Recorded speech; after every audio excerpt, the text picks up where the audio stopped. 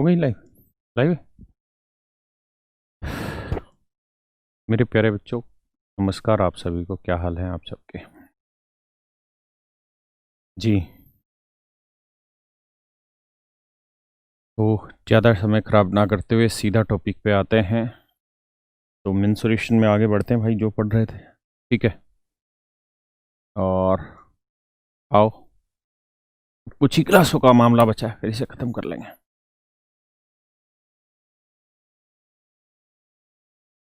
आओ मेरे दोस्तों, करो जरा। अब ये तो हो गया था, ये रह गया था। करो जिसको।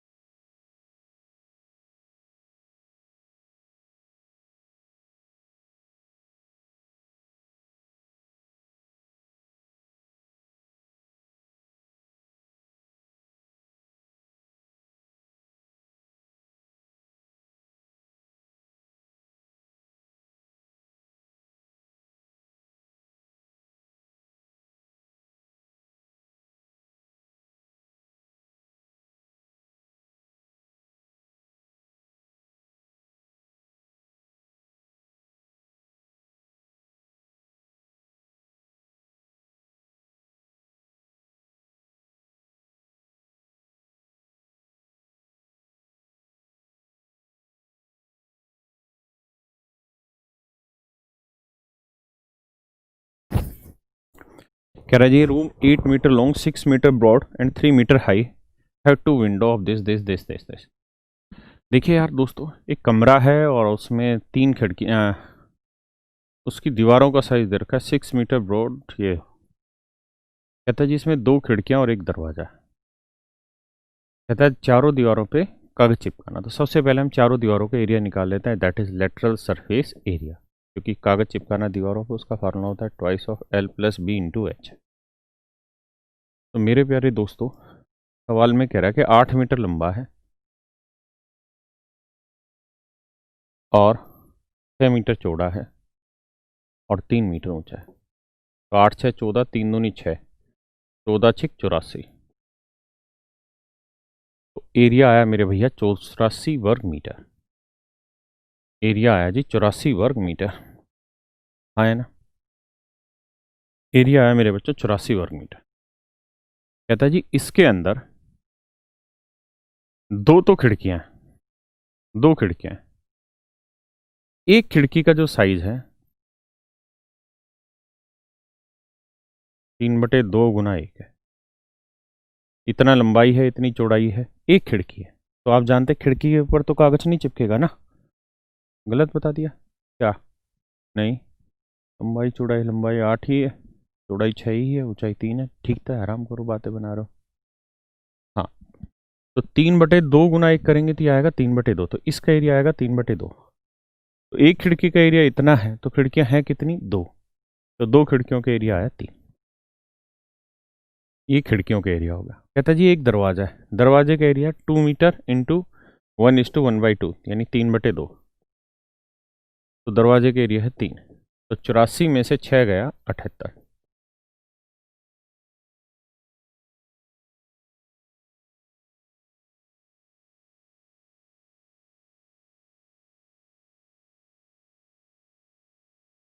इसका मतलब मेरे बच्चों ये हुआ कि इसका जो लेटरल सरफेस एरिया है वो है 78 मीटर स्क्वायर। अगर इसका lateral surface area 78 metre square है, जिस पे कागज चिपकना है, मेरी बात समझ रहे हो, जिसके ऊपर कागज चिपकना है, क्योंकि सारी दीवार के एरिया में से हमने खिड़की का 2 खिड़कियों का एरिया हटा दिया, उसके अलावा एक आपका दरवाजे का एरिया हटा दिया, तो बाकी जो एरिया बचा उसके ऊपर मेरे बच्चों हमको क्या लगाना है? कागज लगाना है। और जो कागज है वो एक रेक्टेंगुलर कागज होगा, मतलब कागज का एरिया इसी एरिया के बराबर होना चाहिए, क्योंकि इतने एरिया पे कागज लगाना है ना? तो सवाल में कह रहा है कि जो कागज है वो 50 सेंटीमीटर चौड़ा है। तो भैया 50 सेंटीमीटर चौड़ा है तो लेंथ मान लेते हैं एल। तो जो कागज है उसकी लंबाई एल है, 50 सेंटीमीटर चौड़ा है और बाकी मीटर में है। तो 50 सेंटीमीटर को क्या करो भाई, मीटर बना दो। तो 1/2 मीटर बन जाएगा। तो ये लंबाई हो गई, ये चौड़ाई होगी, तो लंबाई गुना चौड़ाई, यानी अगर मान लीजिए ये कागज़ है जो हमें सारी दीवारों पर चिपकाना है, इस कागज़ को चिपकाना है, तो इसकी लंबाई L है और कह रहा है जी चौड़ाई है 50 सेंटीमीटर, यानी 1/2 मीटर। तो इस कागज़ का एरिया उतना ही होना चाहिए जितना उस बाकी दीवारों का एरिया है ना। तो लेंथ इंटू ब्रेड्थ हो जाएगा, और ये बराबर 78 है। तो लेंथ आ जाएगी 2 8 16, 2 7 14 और 1 15, तो 156 मीटर। इसका मतलब 156 मीटर लंबे कागज़ की हमें ज़रूरत होगी। 156 मीटर लंबे कागज़ की हमें ज़रूरत होगी। 156 मीटर लंबे कागज़ की हमें ज़रूरत होगी, है ना। 156 मीटर लंबे कागज़ की हमको ज़रूरत होगी, और कागज़ का जो रेट है वो 25 पैसे प्रति मीटर है। तो 25 पैसे के रुपए बनाएंगे तो भैया 25 पैसे के बटे 100 करेंगे तो रुपए बनेगा 1/4। तो 39 मीटर ना 39 रुपए का खर्चा आएगा भाई सारे कागज़ पे लगाने, क्योंकि कितने मीटर लंबा कागज़ था, और एक मीटर लंबे कागज़ की कॉस्ट 25 पैसे, यानी 1/4 रुपए। तो इतने कागज़ की हमको ज़रूरत मेरे बच्चों होगी। समझ पाए? गोविंद मेरो है, गोपाल मेरो है। आइए जी दोस्त, आगे करिए मित्र इस सवाल को।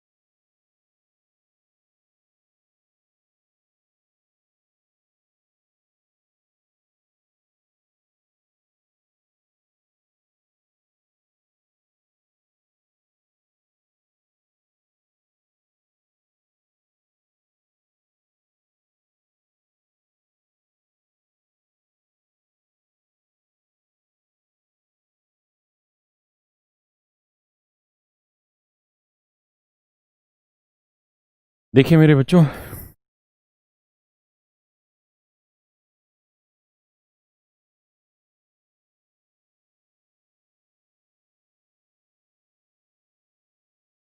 मेरे प्यारे बच्चों सवाल समझिए। कहता है एक बेलन की ऊंचाई इतनी है और आधार त्रिज्या 14 सेंटीमीटर।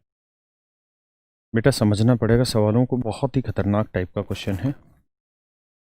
गोविंद मेरो है, गोपाल मेरो है, गोविंद मेरो है, गोपाल मेरो है।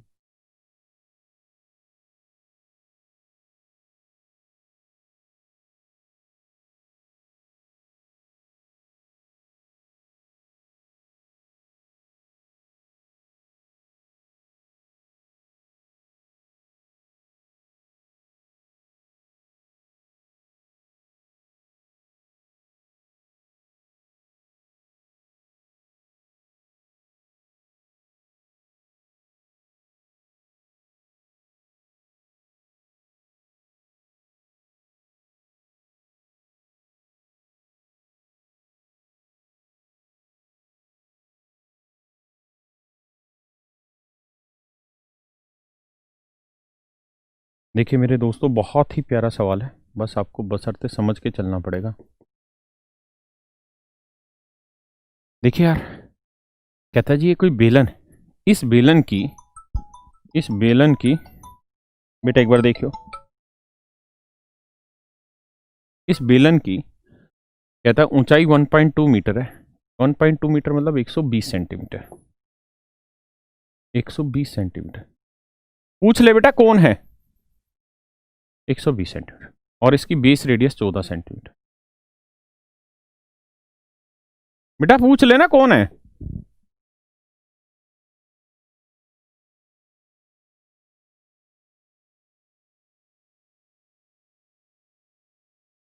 रेडियस है जी 14 सेंटीमीटर। रेडियस है मेरे भाई 14 सेंटीमीटर। अब कह रहा है जी 0.25 सेंटीमीटर त्रिज्या वाला एक तार है जो इसके ऊपर चिपकाया गया, मतलब इसके ऊपर लगाया और वो तार इस तरह से लपेटा गया कि उसने इसकी पूरी सतह को ढक लिया है, पूरी सतह को ढक लिया है। अब आप बात समझने की कोशिश करिए सो दैट आप बढ़िया से चीज़ों को समझ पाए। जैसे आपने बैट का हत्था देखा है, ये बैट है, बैट का हत्था देखा है ना, बैट के हत्थे पे क्या होता है, धागे लिपटे रहते हैं और ये धागे इस तरीके से लिपटते हैं, इस तरीके से लिपटते हैं कि इसके पूरे सरफेस को ढक लेते हैं, इसके पूरे सरफेस को मेरे बच्चे ढक लेते हैं, बैट का सरफेस को। तो यही यहाँ पे भी हमें काम करना है कि वो धागा ही लपेटना है, समझो भाई। धागा जो होता है वो भी तो बेलनाकार ही होता है, हाँ या ना।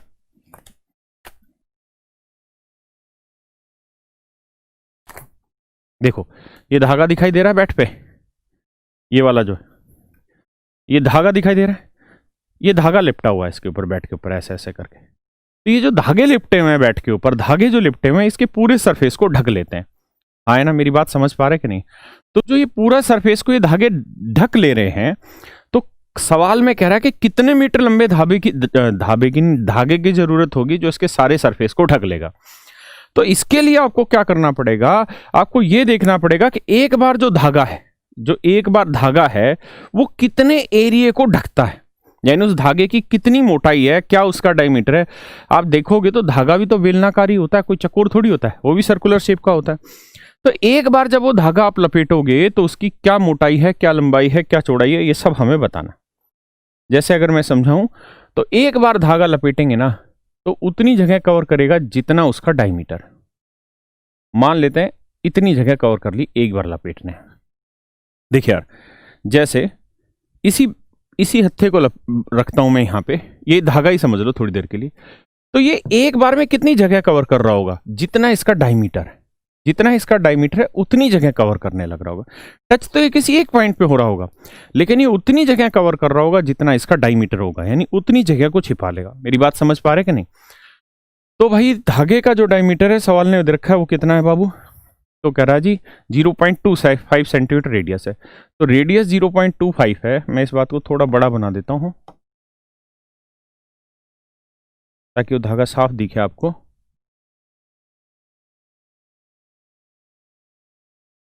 तो रेडियस 0.25 है, तो एक चक्कर में ये इसका डायमीटर 0.25 का डायमीटर है 0.5, इतनी जगह को ये कवर करेगा।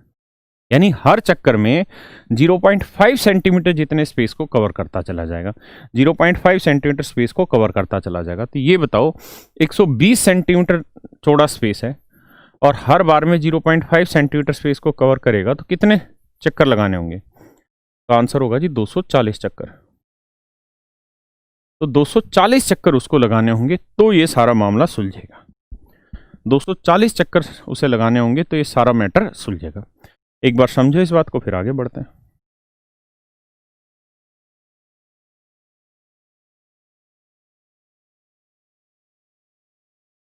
करिए जी।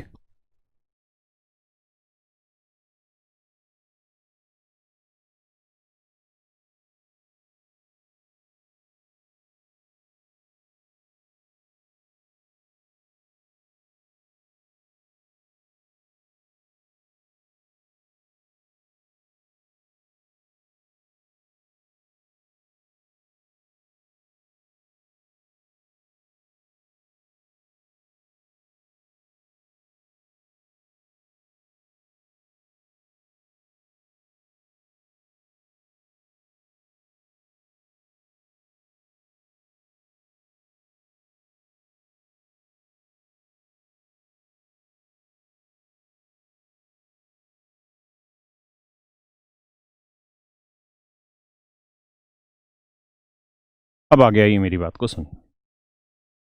यानी 240 चक्कर लगाने होंगे तब ये धागा इसकी पूरी सतह को ढकेगा, क्योंकि एक चक्कर में इतनी जगह ढक लेता है। तेरी एक चक्कर में ये इतनी जगह ढक लेता है। मेरी बात समझ पा रहे हो? एक चक्कर में इतनी जगह ढक लेता है, इतनी जगह ढक लेता है। कितनी जगह ढक लेता है भैया? ये ढक लेता है इतनी सारी जगह, एक चक्कर में इतनी सारी जगह ढक लेता है। तो कितने चक्कर इसे लगातार लगाने होंगे कि ये पूरा मैदान ढक जाए? तो एक चक्कर में 0.5, तो 120 सेंटीमीटर ढकने के लिए 240 चक्कर इसे लगाने होंगे। अब हमें ये देखना है कि यार एक चक्कर लगाएगा तो कितने मीटर लंबे तार की जरूरत हुई। तो देखिए यार, अभी जो बात हो रही थी वो तो थी धागे की तार की, धागे का डायमीटर। तो धागे का डायमीटर था कितना मेरे भाई? 0.25। तो रेडियस, तो उसका डायमीटर था 0.5।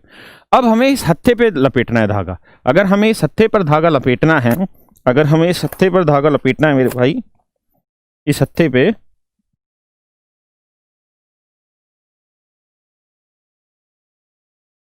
उतार दिख रही, देखो अगर इस हत्थे पे हमें धागा लपेटना है तो कितने धागे की जरूरत होगी? जब एक बार धागा यहां से लिपट के यहां आएगा, यानी जो ये बेलन दिखाई दे रहा है, इस बेलन के सरकमफ्रेंस जितने मीटर लंबे धागे की जरूरत होगी, इस बेलन के सरकमफ्रेंस जितने धागे की जरूरत होगी। मेरी बात समझ पा रहे हो कि नहीं? हाँ या ना? पक्का? आइए आगे। तो इस बैट के हत्थे की, यानी इसकी सरकमफ्रेंस कितनी? तो आप कहेंगे जिसकी सरकमफ्रेंस हुई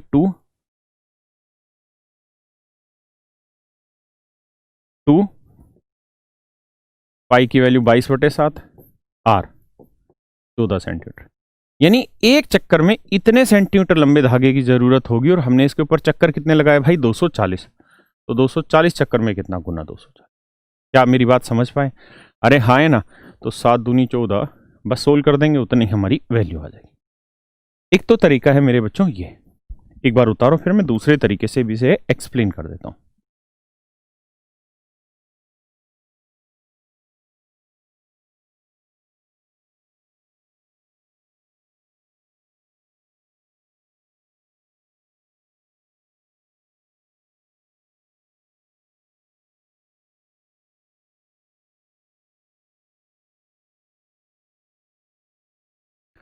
आप कहेंगे दूसरा तरीका क्या है? तो दूसरा तरीका यह है बउआ, समझो। आप जैसे पिछला सवाल किया ना, सेम वैसे ही ये वाला सवाल कर लो। जैसे पिछला सवाल किया है सेम वैसे ही ये वाला सवाल कर लो।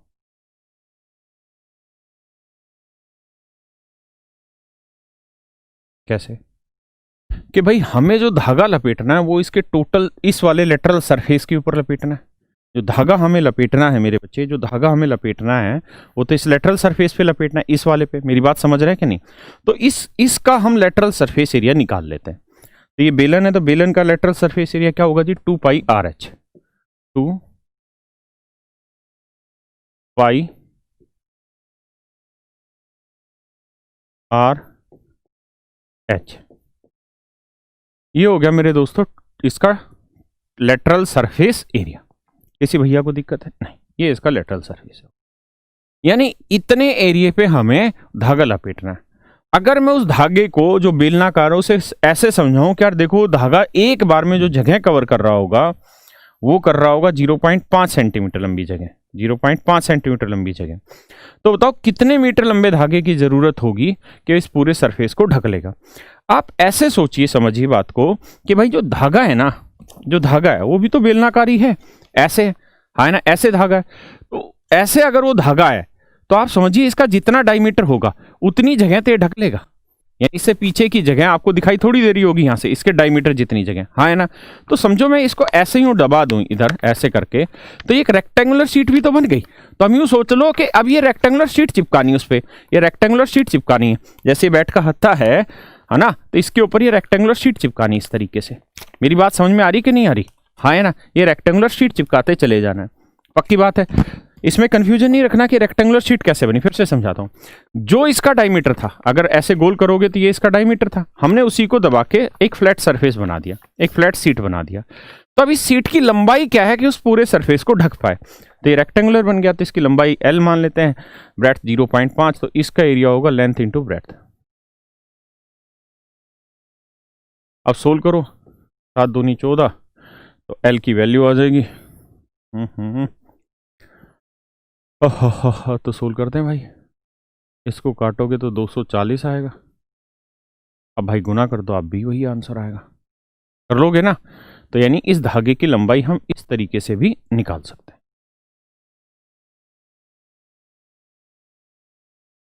बढ़े भैया आगे, करिए जी।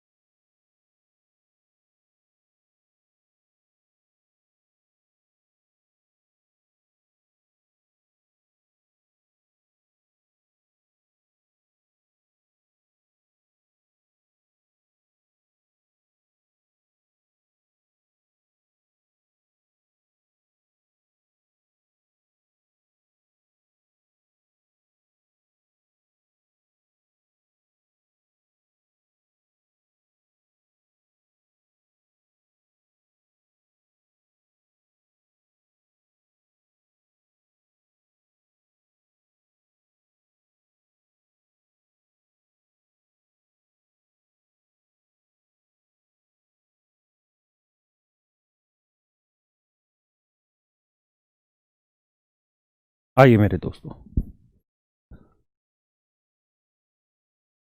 बालक कह रहे हैं कि सर जी बैट बॉल खेलते हैं।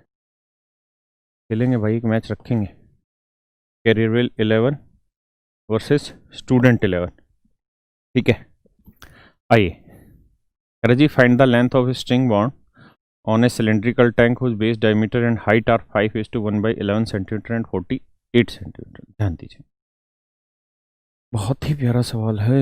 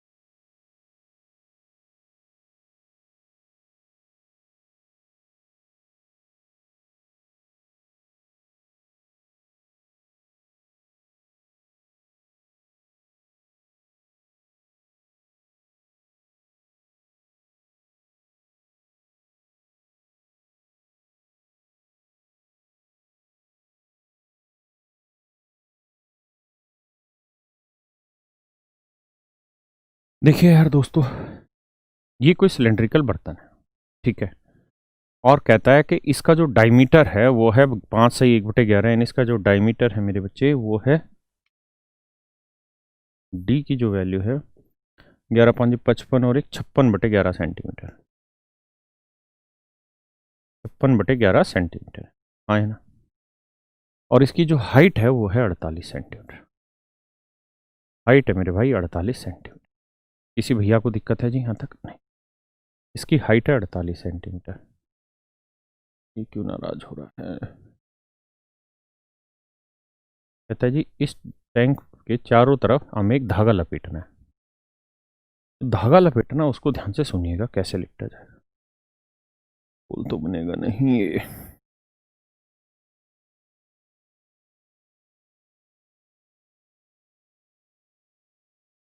धागा इस तरीके से लपेटना है,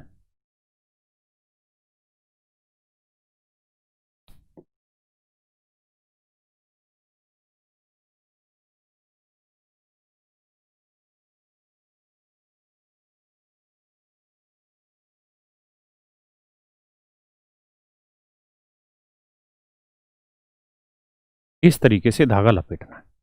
क्लियर है जी? मतलब ये बेलन के चारों तरफ घूमना है। अगर ये बेलन है, अगर ये मान लीजिए बेलन है यहाँ से ऊपर का, तो यहाँ इसका एक सिरा बंधेगा और फिर ये इस तरह से घूमता घूमता घूमता घूमता 4 चक्कर लगा के टॉप सिरा इसका यहाँ बनेगा। यानी धागे का एक सिरा यहाँ बंधेगा तो दूसरा सिरा यहाँ बनेगा, ऐसा सवाल में कह रहा है। यानी एक सिरा अगर ये नीचे बांधा है तो दूसरा सिरा मेरे बच्चों यहाँ ऊपर बांध देना है, इधर। अब सवाल में आपसे ये पूछ रहा है कि बताइए भाई कितने सेंटीमीटर लंबे धागे की जरूरत होगी ताकि वो 4 चक्कर पूरे लगा दे। मैं इसको थोड़ा ऐसा बना देता हूं जो देखने में प्रेजेंटेबल लगे आपको। पीछे का तो आप डॉटेड डॉटेड समझ नहीं पाएंगे क्या है, लेकिन आप यहां से समझने की कोशिश करिएगा। 1 चक्कर, 2 चक्कर, 3 चक्कर, 4 चक्कर, ऐसे समझिए। अब कहानी क्या है वो भी समझाता हूं, एक बार आप इतनी बात को समझिए।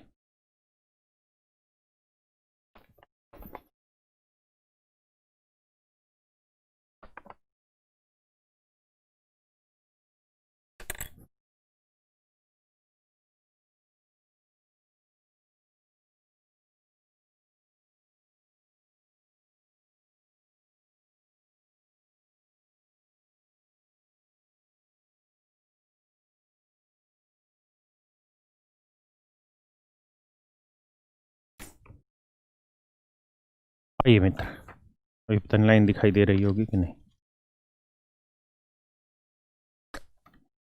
बहुत मुश्किल है दिखाई देनी।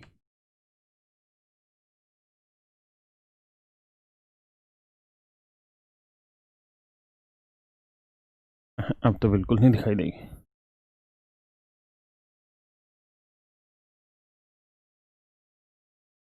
देखो यार दोस्तों, इसके ऊपर जो लाइनें दिखाई दे रही है, समझिए ऐसे, ठीक है। धागे का जो एक सिरा है वो तो बंधा होगा मेरे भाई यहाँ पे, धागे का एक सिरा तो बंधा होगा यहाँ पे और दूसरा सिरा बंधा होगा यहाँ, और ये ऐसे घूमता घूमता घूमता घूमता इसके टॉप पे आ जाएगा। जब मैं इस बेलन को इस तरह से खोल दूंगा, जब मैं इस बेलन को इस तरीके से खोल दूंगा, है ना, तो आप देखेंगे 4 लाइनें सीधी, मतलब 4 लाइनें सीधी सीधी दिखेंगी, ऐसे 4 लाइनें सीधी सीधी दिखेंगी, है ना। यानी अगर मैं इस सिलेंडर को खोल दूंगा तो ये रेक्टेंगल बन जाएगी। क्या बन जाएगी मेरे भाई? रेक्टेंगल बन जाएगी। तो ये बन जाएगी रेक्टेंगल।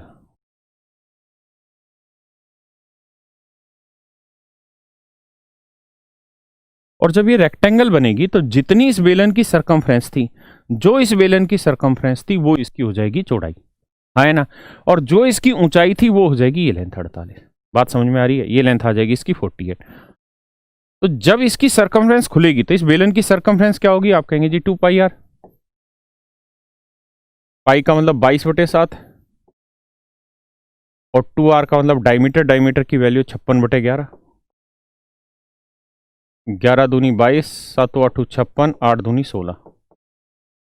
इसका मतलब ये हुआ मेरे भाई कि ये जो लेंथ है ये आएगी मेरी 16 सेंटीमीटर। ये जो मेरी लेंथ है ये कितनी आएगी मेरे भाइयों? 16 सेंटीमीटर। अब जब इसको खोलोगे तो 4 स्ट्रेट लाइनें आपको इस तरीके से इस पर दिखाई दे रही होंगी। 4 स्ट्रेट लाइनें आपको यहाँ पे दिखाई दे रही होंगी। पहली लाइन ऐसे, दूसरी लाइन ऐसे,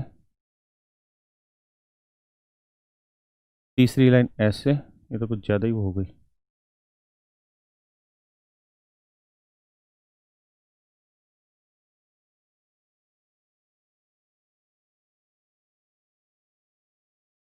और चौथी लाइन ऐसे। ये 4 लाइनें इस तरह से आपको दिखाई देंगी। जब इस पेज को मोड़ोगे तो यही लाइनें, घर पे करके देखना, ऐसे पेज लेना और उसके ऊपर ऐसे लाइनें खींचना। जब पेज को मोड़ोगे, जब आप पेज को मोड़ोगे मेरे बच्चों, तो आपको ऐसे लगातार धागा चलता हुआ दिखाई देगा। क्यों? क्योंकि ये सिरे इस सिरे के साथ मैच हो जाने, ये सिरे इस सिरे के साथ मिल जाने। मेरी बात समझ पा रहे हैं कि नहीं? ये सिरे इस सिरे के साथ मिल जाने। क्लियर है मेरी बात? अब आ गई। अब एक बात बताओ, ये 4 बराबर हिस्सों में बटेगी। 48 है, 48 के 4 बराबर टुकड़ों करोगे तो ये लेंथ कितनी आएगी? 12, हाँ है ना। ये 16, ये राइट एंगल है। 12 16 तो ये लेंथ कितनी आएगी? 20।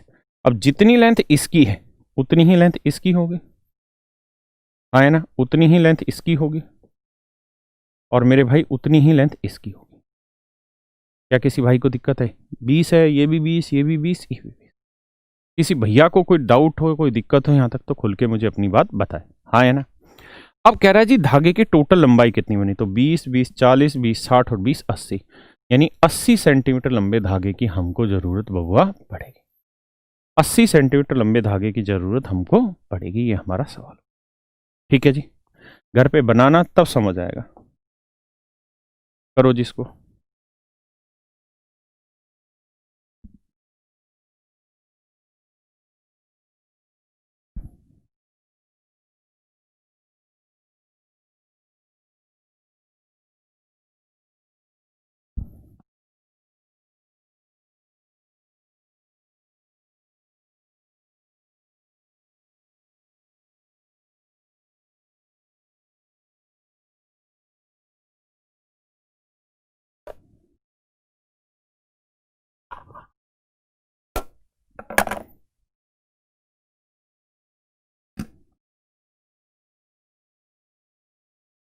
भाई हर सवाल को पढ़ो, समय लगाओ, ऐसे हवा में ना बिताना सवाल को।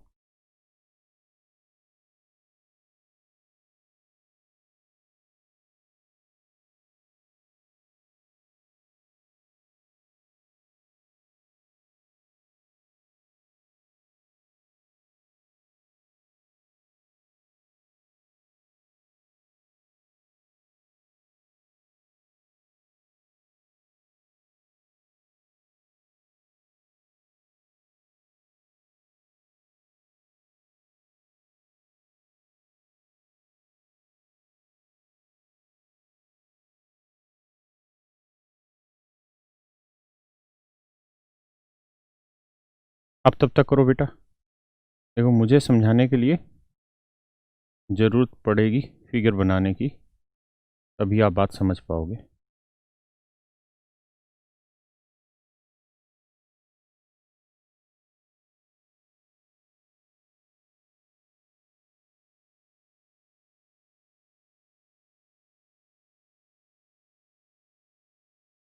कहता है जी ऐसे कोई बर्तन था क्यूबॉइडिकल, या पहले आप बनाओ, आप करो खुद, मैं तब तक बनाता हूँ, क्योंकि जब तक बनाएंगे नहीं तब तक रुकेंगे नहीं।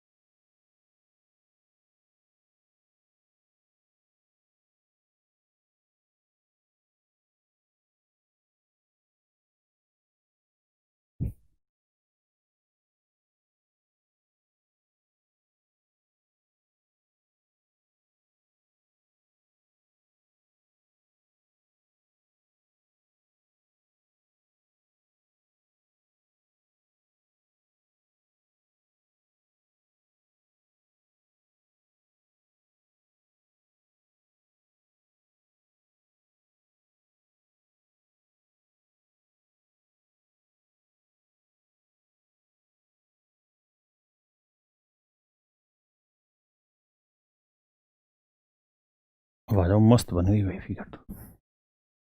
देखिए यार मेरे बच्चों, सवाल में कह क्या रहा है? सवाल में कह ये रहा है कि ये एक बर्तन था और इस बर्तन में इसकी कैपेसिटी का 2/3 भाग पानी से भरा हुआ था। ये कोई बर्तन था, इस बर्तन में इसकी कैपेसिटी का 2/3 भाग पानी से भरा हुआ था। 2/3 भाग पानी से भरा हुआ था। 2/3 भाग पानी से भरा हुआ था। ठीक है जी, ये हमारा सवाल है।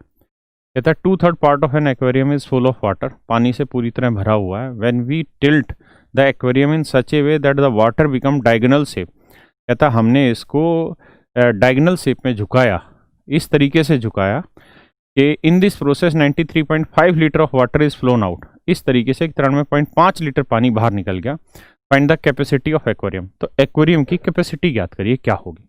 एक्वेरियम की कैपेसिटी ज्ञात करिए क्या होगी। हाँ है ना? देखिए यार, 2/3 पानी भरा हुआ, इसका मतलब क्या हुआ? इसका मतलब ये हुआ कि अगर इस बर्तन की कैपेसिटी, अगर इस बर्तन की कैपेसिटी मेरे भाई, इस बर्तन की कैपेसिटी अगर मेरे भाई कितनी है, 3 लीटर है। अगर इस बर्तन की कैपेसिटी 3 लीटर है, तो इस बात का अर्थ ये हुआ कि इसके अंदर अब पानी कितना भरा हुआ है, 2 लीटर।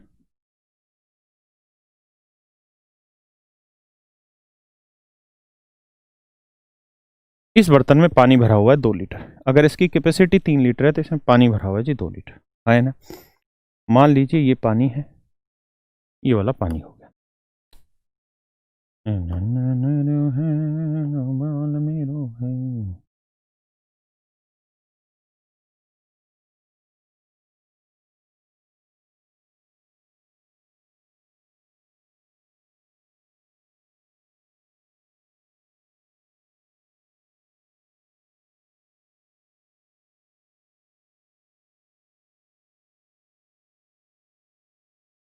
इतना पानी इसमें भरा हुआ है। ठीक है भाई, इतना पानी इसके अंदर मेरे बच्चों भरा हुआ है, इतना पानी इसके अंदर भरा हुआ है। समझने की कोशिश करो, इतना पानी इसके अंदर भरा हुआ। ठीक है जी, इतना पानी से बर्तन भरा हुआ। कह रहा जी इस बर्तन को हल्का सा उड़ेल दिया, झुका दिया। जब झुकाने लगा तो इतना झुकाया, क्योंकि जैसे झुकाओ तो धीरे धीरे झुकाते गए तो पानी नीचे गिरता गया और नीचे गिरता गया और नीचे गिरता गया, और तब तक झुकाते रहे इस बर्तन को जब तक पानी ने इसके डायगोनल की सतह को टच ना कर दिया। मतलब पानी इसके डायगोनल शेप तक आ गया। क्या मेरी बात समझ पाए?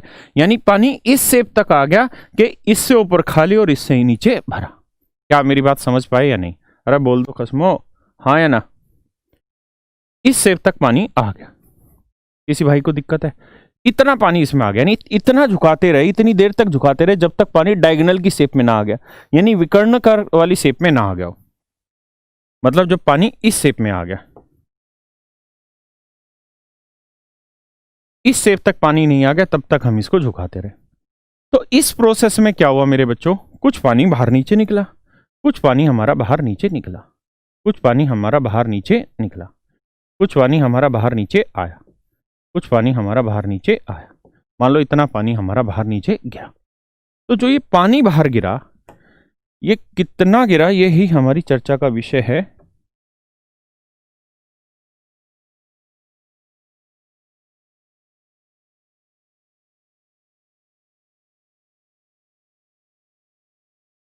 ये पानी नीचे जो गिरा है, ये हमारी चर्चा का विषय। क्लियर है? जबरदस्त फिगर बन गई है। तो ये पानी कितना गिरा? तो मेरे प्यारे प्यारे बच्चों, जैसे आपने वहां पढ़ा था सवाल मेंसुरेशन में ना, उसमें मेंसुरेशन 2D में या ज्योमेट्री में, कि ये कोई भी फिगर है, अगर ये कोई भी फिगर है, रेक्टेंगल है, कुछ भी है, और अगर हम इसमें डायगोनल खींच देते हैं तो ये दो इक्वल एरिया में बांट देता है। ये दो इक्वल एरिया में मेरे बच्चों बांट देता है। तो ये दो इक्वल एरिया में बांट देता है। इसी तरीके से 3D फिगर में अगर आप इस तरीके की डायगोनल की शेप बनाओगे तो ये मेरे बच्चों दो इक्वल वॉल्यूम में आपको बांट देगा, दो इक्वल वॉल्यूम में बांट देगा। तो सवाल ने क्या कहा था? सवाल ने कहा था कि भाई एक बर्तन पूरी तरह 2 लीटर पानी से भरा हुआ है, एक बर्तन पूरी तरह 2 लीटर पानी से ना 3 लीटर 2/3 पानी से भरा हुआ है। मतलब बर्तन की कैपेसिटी अगर 3 यूनिट है तो इसमें पानी कितना भरा हुआ है जी? 2 लीटर। कितना पानी भरा हुआ है? 2 लीटर। हाँ है ना? अब कह रहा है जी हमने इसे नीचे झुका दिया। जब नीचे झुकाया और डायगोनल की शेप में पानी आ गया तो अब इसके अंदर पानी बचा हुआ है जी 1.5 लीटर। अब इसमें मेरे बच्चों पानी बचा हुआ है 1.5 लीटर। कितने लीटर? 1.5 लीटर। मेरी बात मानते हैं कि नहीं? हाँ। तो था कितना पानी जी इसमें? 2। अब कितना बचा जी? 1.5। तो कितना पानी नीचे गिर गया जी? 0.5 यूनिट पानी नीचे गिर गया। भाई था इसमें 2 लीटर, समझो 2 यूनिट छोड़ो, थोड़ी देर के लिए 2 लीटर था। जब झुकाया तो आधा रह गया, नहीं 1.5 रह गया टोटल कैपेसिटी का 3 का। तो कितना पानी नीचे गिर गया? 0.5 यूनिट। और सवाल में कह रहा है जी 0.5 यूनिट नहीं गिरा है। सवाल में कह रहा है 0.5 यूनिट नहीं गिरा है, कह रहा है जी 93.5 लीटर पानी नीचे गिरा है। 93.5 यूनिट पानी नीचे गिरा है। तो मेरे बच्चों 0.5 यूनिट की जो वैल्यू है 93.5 लीटर है। तो 1 यूनिट की जो वैल्यू है वो 93.5 बटे 0.5। पॉइंट से पॉइंट काटोगे, 5 एकम 5, 4 5 अट्ठे 40, 5 7 35, 127 लीटर ना 187 लीटर आई। तो कह रहा कैपेसिटी बताओ, तो कैपेसिटी थी 3 यूनिट और 1 यूनिट की वैल्यू 187। तो गुना करेंगे, 3 7 21, 3 8 24 और 2 26, 3 एकम 3 और 2 5, 561 लीटर। ये मेरा आंसर आ गया। किसी भैया को यहाँ तक कोई आपत्ति है तो खुल के मुझे अपनी बात बताइए।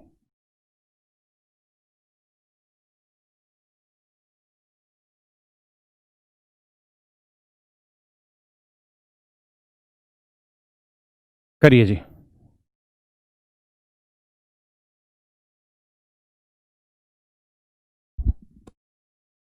करो मेरे बच्चे।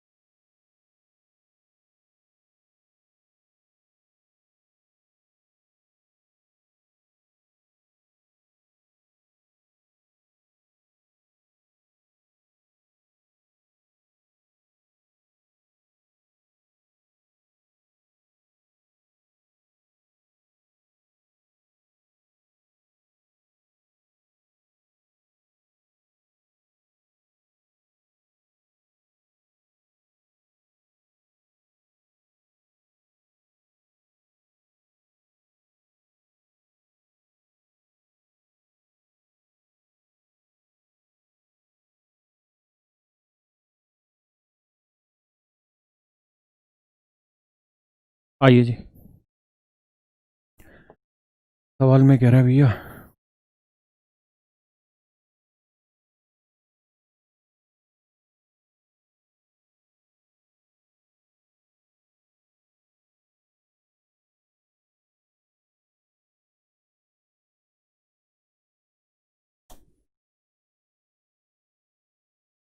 देखिए जी क्या कह रहा है। कहता है water flows at the rate of 5 kilometre per hour through a pipe of radius this centimetre into a rectangular tank which is 100 metre long and 4 metre wide. In what time the water level will rise by 14 centimetre.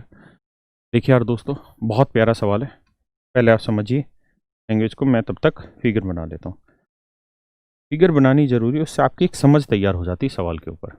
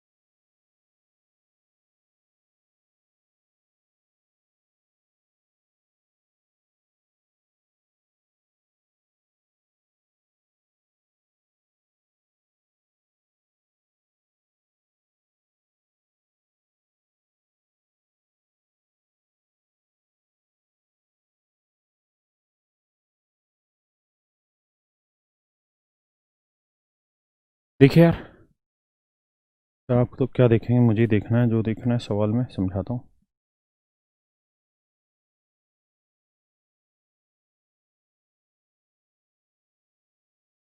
भाई समय आपका ख़राब हो रहा होगा, लेकिन आप 2x की स्पीड चला के देख लिया करो सवाल को, ठीक है। इट इज़ नॉट नेसेसरी कि आप लाइव ही पढ़ें।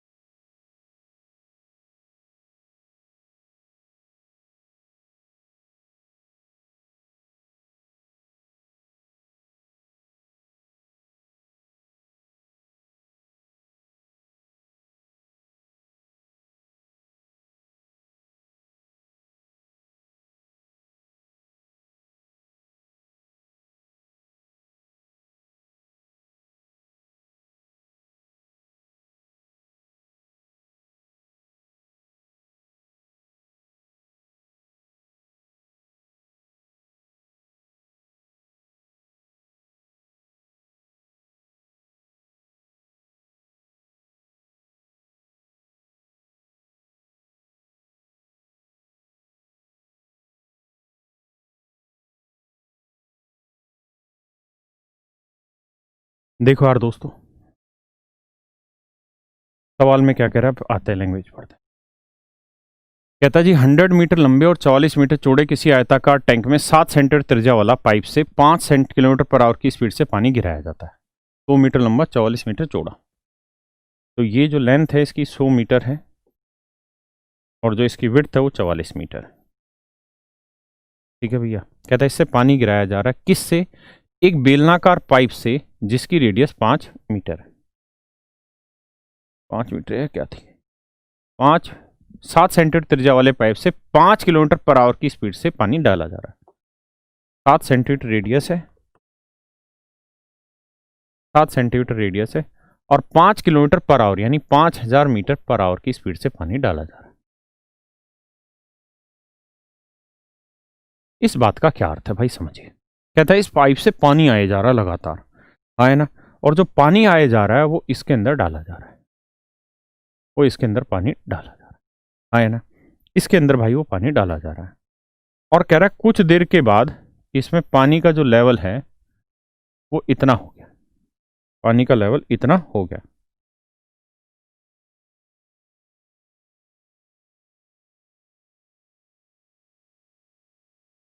कितना पानी का लेवल हो गया भैया, यहां से पानी डाला जा रहा है इस पाइप के थ्रू इस बर्तन में। क्लियर है मेरी बात, आ रही समझ में? तो सवाल में कह रहा है क्या कि भाई इस स्पीड से पानी आ रहा है, तो ज्ञात करो कितनी देर में पानी का स्तर 14 सेंटीमीटर ऊपर चला जाएगा। पानी का स्तर 14 सेंटीमीटर ऊपर चला जाएगा, कितनी देर में? 14 सेंटीमीटर ऊपर। इसका मतलब कितनी देर तक ये चले कि इसमें पानी की जो हाइट है वो 14 मीटर थी, सेंटीमीटर 14 सेंटीमीटर हो जाए। तो मेरे बच्चों इन्हें पैरेलल पाइप क्वेश्चन कहते हैं। इसी टाइप के से होते हैं, अभी उन पे भी आ रहे हैं। थोड़ा ध्यान से मेरी बात को सुनिएगा, समझिएगा क्या कह रहा हूँ। सवाल की कहानी ये है कि आप जानते हैं पानी की स्पीड या तो लीटर में देगा, पानी की स्पीड या तो लीटर में देगा, हाँ है ना, मेट्रिक टन में देता है, लेकिन मीटर पर आवर में कभी नहीं देता। लेकिन यहां मीटर पर आवर में स्पीड दी है, तो इस बात का अर्थ ये है, यहां अगर उसने ऐसा दिया है तो इस बात का अर्थ ये है कि भैया इस बेलन की अगर मैं ऊंचाई 5000 मीटर मान लूं और इसकी रेडियस 7 सेंटीमीटर मान लूं, तो जितना इसका वॉल्यूम होगा उतना पानी इस बेलन से हर घंटे बाहर निकलेगा, उतना पानी इस बेलन से हर घंटे बाहर निकलेगा। तो बेलन का वॉल्यूम होता है मेरे बच्चों पाई, यानी 22/7 आर स्क्वायर, आर यानी 7 सेंटीमीटर बटे 100 करेंगे, R square into H, H हो गया 5000 मीटर। यानी मेरे भैया इतना पानी हर घंटे इस बेलन से बाहर निकलेगा।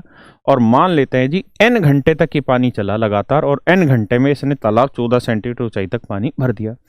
तो एन घंटों में इस पाइप से जो भी पानी बाहर निकला होगा उसका वॉल्यूम एग्जैक्टली इस पानी के वॉल्यूम के बराबर होगा। तो इस पानी का वॉल्यूम क्या है? तो आप कहोगे जी लेंथ 100 मीटर, ब्रेड्थ 44 मीटर और हाइट 14 सेंटीमीटर बटे 100, ये मीटर बन गया। तो length into breadth into height इस पानी का वॉल्यूम आ गया। सोल्व करोगे तो देखो बेटा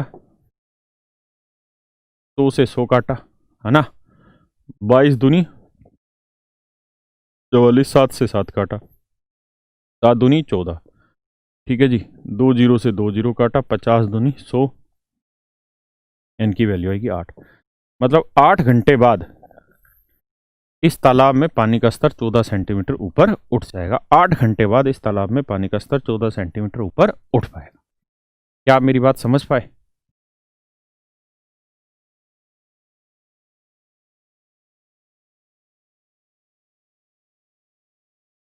करो मेरे बच्चे इस सवाल को।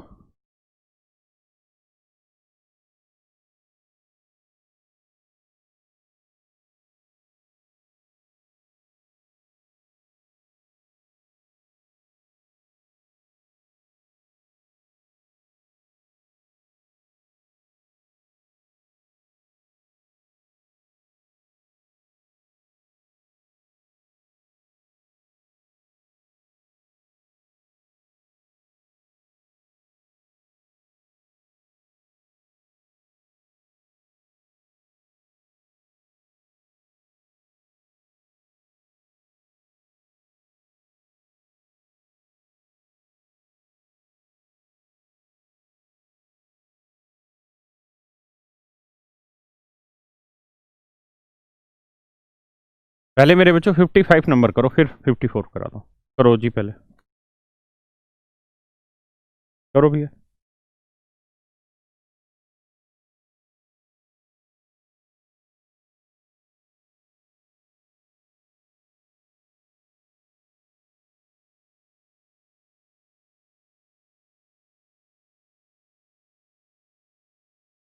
पढ़ लिया भाई, 225 मीटर गुना 162 मीटर।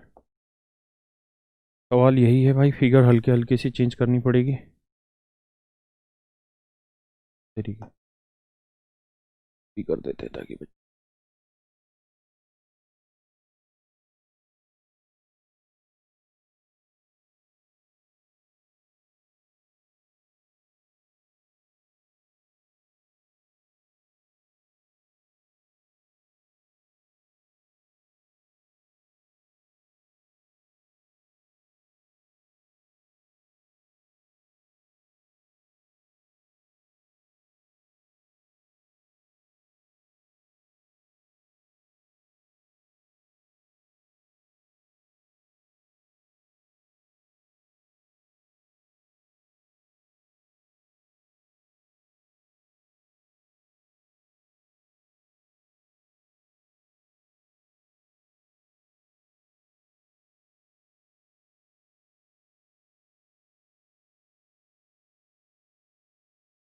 करो बेटा।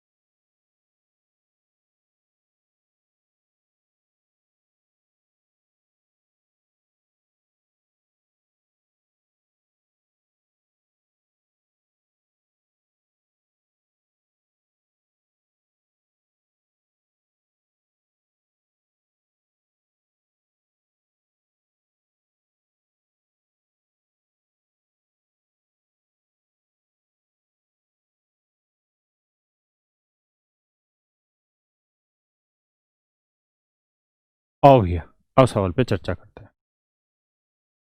सवाल में क्या कह रहा है, इस बात पे आते हैं। कह रहा है जी, एक आयताकार टैंक है जिसका आकार 225 गुना 162 मीटर है। 225 गुना 162 मीटर, यानी इसकी जो लेंथ है वो 225 मीटर है भाई, तो इसकी विड्थ है 162 मीटर। कहता है एक रेक्टेंगुलर पैरेलल पाइप के थ्रू इसमें पानी डाला जा रहा है, और जो रेक्टेंगुलर पैरेलल पाइप है जिसके थ्रू पानी डाला जा रहा है उसकी डायमेंशन है 40 मीटर गुना 60 मीटर। यानी ये जो पाइप है इसकी ये लेंथ अगर 40 मीटर है तो ये लेंथ इसकी 60 मीटर है। इसके थ्रू इसके अंदर पानी डाला जा रहा है, बाहर पानी डाला जा रहा है, हाँ है ना।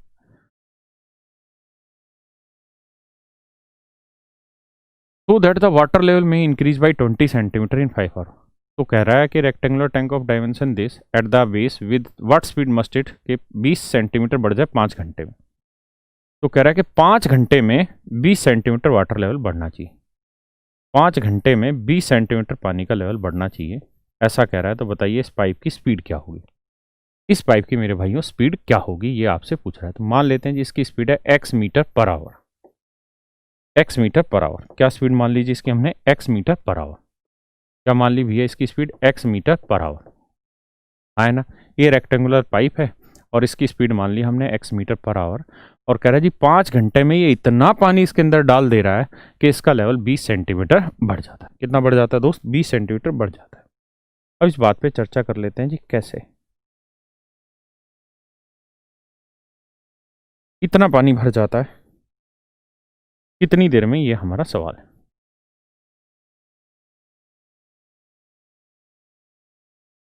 कह रहा है जी 5 घंटे में 20 सेंटीमीटर पानी इसके अंदर भर जाता है ना।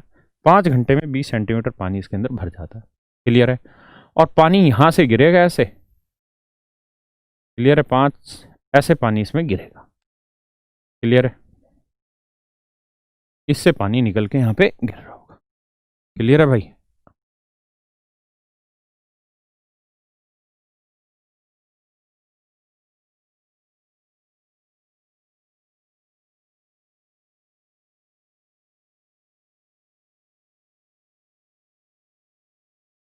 इस तरीके से इससे पानी निकल रहा है और नीचे इसके अंदर गिरने लग रहा है।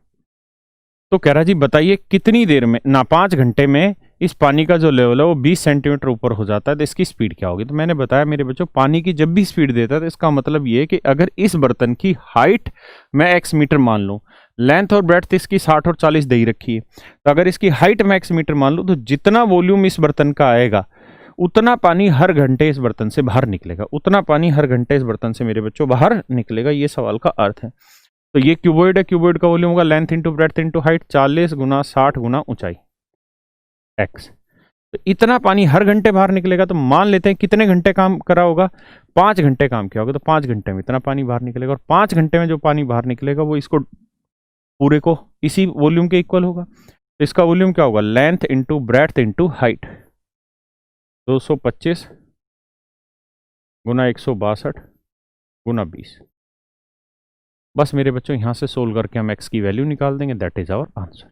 ये हमारा उत्तर आ जाएगा। ये मेरे प्यारे बच्चों हमारा क्या आ जाएगा, आंसर निकल के आ जाएगा।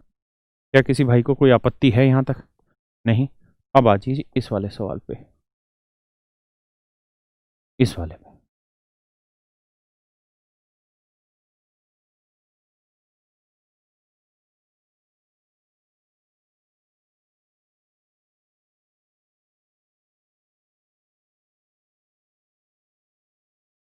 ये सवाल है जी, बताओ।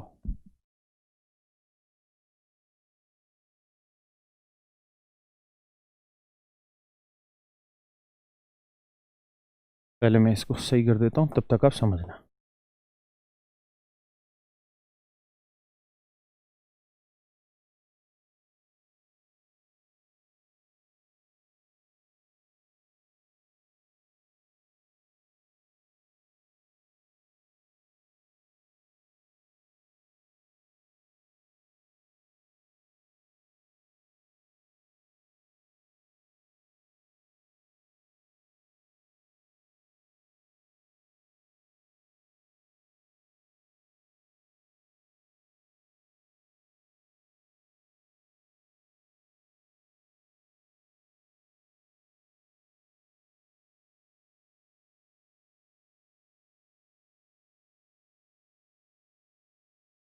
देखिए यार दोस्तों,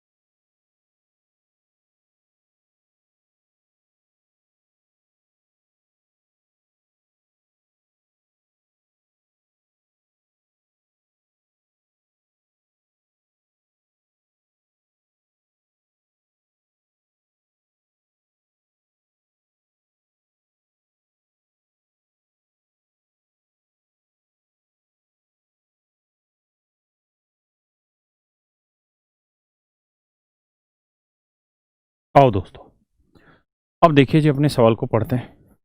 लैंग्वेज क्या कह रहा है जी, एक टैंक है 80 metre 60 metre 6.5 metre, 80 metre 60 metre और 6.5 मीटर। यानी ये टैंक है मेरे भाई, ये 80 मीटर है, ये 60 मीटर है, और ये जो हाइट है ये 6.5 मीटर पानी इसमें भरा हुआ है। ठीक है जी। इस बार इस पानी को हमने खाली किया। ये पाइप मान लो यहाँ सेट हो रखी है, अभी दिखा अच्छे से नहीं दिख रही थी, वरना ये यहीं पे सेट हो रही थी। ठीक है, इसके अंदर ये पाइप सेट हो रही थी। इस पाइप के थ्रू ये पानी बाहर निकल रहा है, इस पाइप के थ्रू ये पानी बाहर निकल रहा है, यानी ये ऐसे सेट हो रही थी दोस्तों। ठीक है, इसके साथ अटैच हो रही थी। अगर आप समझ पाए तो बहुत अच्छी बात है, ऐसे मान लेते हैं। ऐसे ये पाइप इसके अंदर अटैच हो रखी है और इसके थ्रू पानी बाहर फेंका जा रहा है, इसके थ्रू पानी बाहर फेंका जा रहा है, इसके थ्रू मेरे बच्चों पानी बाहर फेंका जा रहा है, इसके थ्रू मेरे बच्चों पानी बाहर फेंका जा रहा है। क्लियर है? इससे पानी बाहर निकल रहा है ऐसे।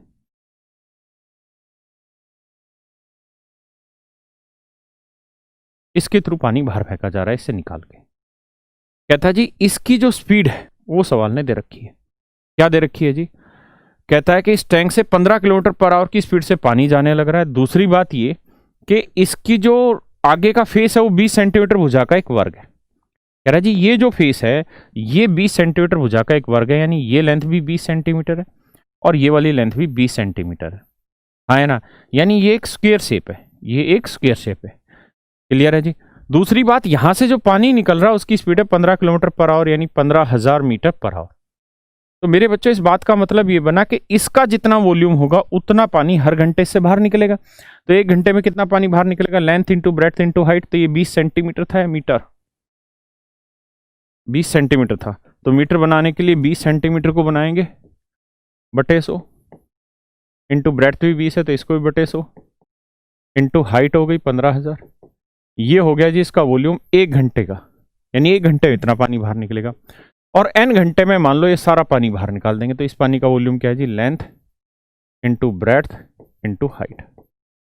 मेरे बच्चों सोल्व करेंगे, n की वैल्यू निकाल देंगे, that is your answer. Is that quite okay?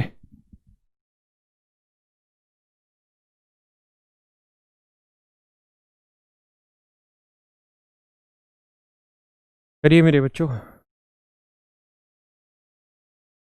कहता है किसी घनाभ की जो लंबाई है मेरे बच्चों, किसी घनाभ की जो लंबाई है, लेंथ है, वो चौड़ाई का 3 गुना है और ऊंचाई का 5 गुना, यानी इसका 3 गुनी ये वैल्यू है और हाइट का 5 गुनी ये वैल्यू है। तो आप करो क्या कि 3 और 5 कैलसियम 15 मान लो लेंथ, तो इसका 3 गुना 15 तो ये कितनी आएगी 5, और इसका 5 गुना 15 तो ये आएगी 3। समझ में आई बात? भाई ये तो रेशियो वाला सेट किया हमने डाटा, इसमें तो कोई बुराई है ही नहीं। अब बात को आगे समझिए। मान लीजिए लेंथ है 15x, तो ये 5x, तो ये 3x, क्योंकि ये तो रेशियो था ना बेटा। अब कह रहा है जिसका वॉल्यूम इतना है, तो वॉल्यूम होता है length into breadth into height, तो 15x गुना 5x गुना 3x, ये वॉल्यूम है। और मेरे बच्चों ये है 14,400। सोल्व करके x निकाल देना, x की वैल्यू इनमें रख देना, ये आंसर आ जाएगा। आइए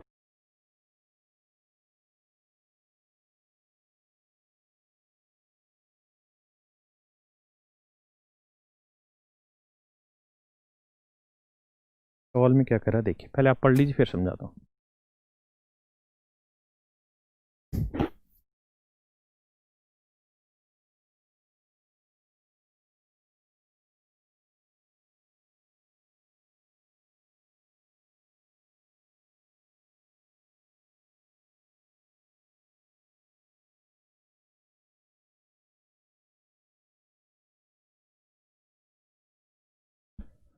कहता है एक कुआं है 14 मीटर उसकी बेस रेडियस है।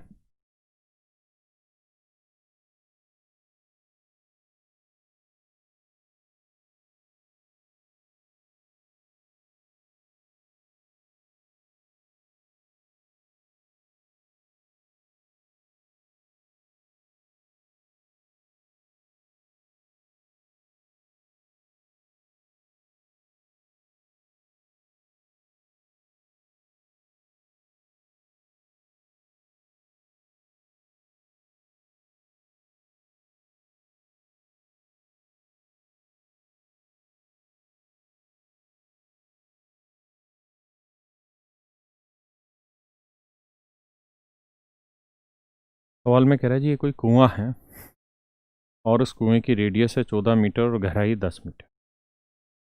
इसकी जो रेडियस है मेरे बच्चों, इसकी जो रेडियस है मेरे प्यारे प्यारे नन्हे मुन्नो बच्चों, वो है जी कितनी, 14 मीटर।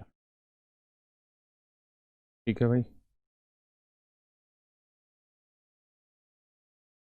रेडियस है 14 मीटर। ठीक है, यहाँ लिख देते। और सवाल में कह रहा है कि इसकी जो हाइट है, यानी इसकी जो गहराई है, वो है 10 मीटर। कहता है जी हमने इस कुएं को खोदा तो इससे मिट्टी निकली मेरे बच्चों, है ना।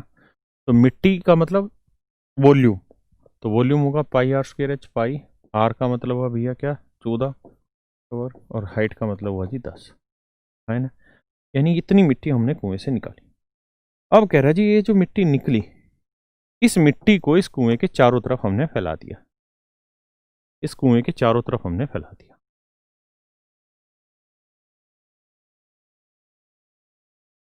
इस मिट्टी को हमने इस कुएं के चारों तरफ हमने फैला दिया और एक चबूतरा बना दिया। हमने एक चबूतरा बना दिया, आया ना। क्या बना दिया भाई, चबूतरा बना दिया।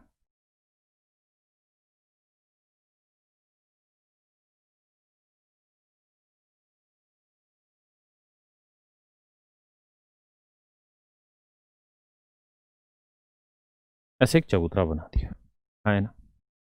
अब इस चबूतरे पे धीरे धीरे मिट्टी डालते चले जाएंगे और ऊपर बढ़ाते चले जाएंगे। इस चबूतरे पे धीरे धीरे मिट्टी डलेगी और ऊपर चलती चली जाएगी, है ना। इस चबूतरे पे मिट्टी डलेगी और धीरे धीरे ऊंची होती चली जाएगी। इस चबूतरे पे मेरे बच्चों अब मिट्टी डलनी है और धीरे धीरे मिट्टी ऊपर उठती चली जाए, धीरे धीरे ऊपर मिट्टी उठती चली जानी।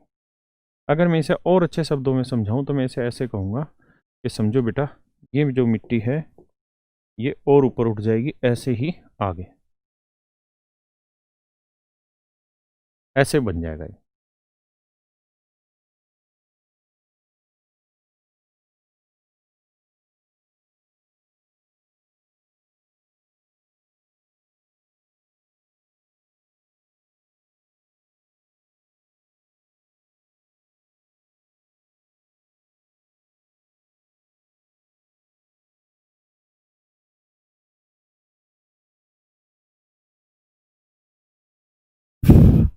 बेटा इसी चलो मच्छर आ रहे हैं। अब ये मिट्टी इसी तरीके से ऊपर उठती चलेगी। ठीक है भैया, हाँ है ना। मर जा भाई।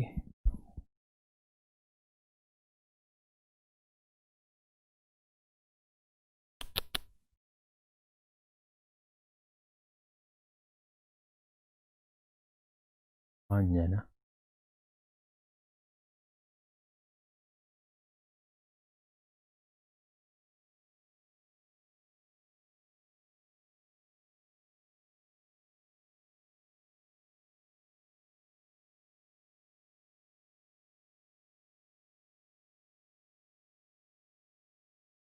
समझ गए भाई बात को।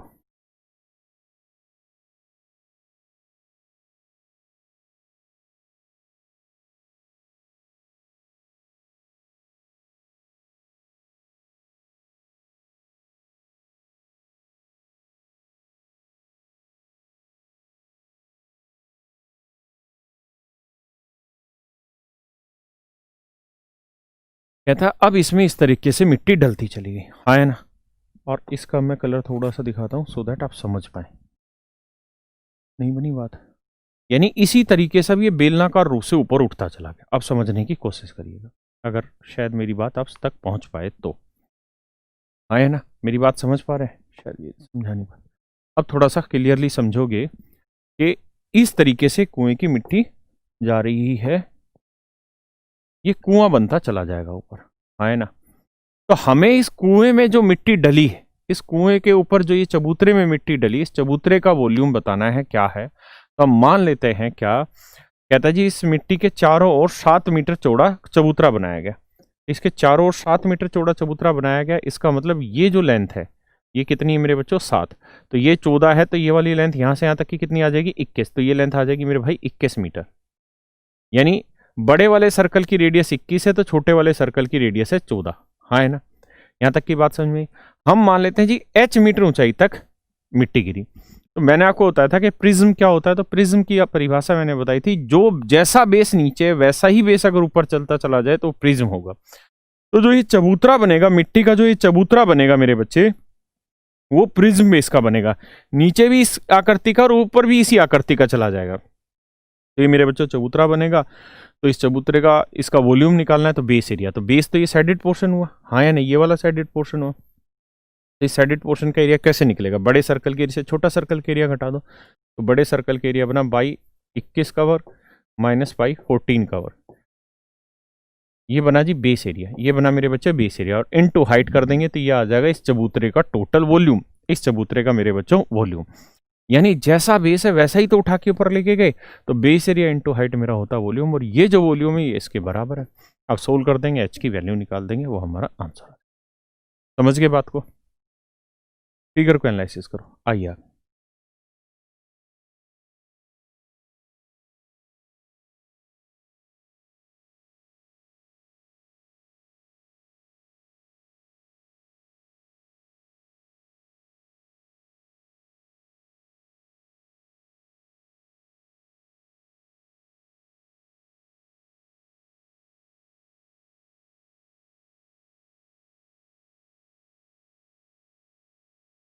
देखिए जी, ये कोई शंकु है मेरे बच्चों, और सवाल में कह रहा है कि किसी शंकु का वक्र पृष्ठीय क्षेत्रफल इसके आधार क्षेत्रफल से 2 गुना है। इसका जो वक्र पृष्ठीय क्षेत्रफल है, तो कर्व्ड सरफेस एरिया होना है जी पाई आर एल। वो कहता है इसके बेस एरिया से डबल है। आधार क्षेत्रफल होगा जी पाई आर स्क्वायर, इससे डबल होगा क्योंकि बेस में तो सर्कल है, इससे डबल होगा। तो पाई आर से मेरे बच्चों पाई आर कटा, तो एल इक्वल टू आ गया 2r। तो एल अपॉन आर की जो वैल्यू आ गई मेरे बच्चों, वो आई 2/1। समझते हैं। यानी स्लेंट हाइट 2 है तो रेडियस आ गई जी 1। तो अगर रेडियस 1 है, स्लेंट हाइट 2 है, तो हाइट निकल जाएगी। आप कहेंगे जी निकल जाएगी, ये 2 1, ये आएगा √3। अब मैं आपसे कहूँ कि ये वाला कोण बताइए कितने डिग्री का होगा, तो आप निकाल देंगे पाइथागोरस थ्योरम, ना सॉरी, राइट एंगल ट्रायंगल का ट्रिग्नोमेट्री हाइट एंड डिस्टेंस में सीन पढ़ा हुआ है। हाँ है ना, कि सामने वाली साइड 1, ये √3, तो ये कोण होगा 30 डिग्री।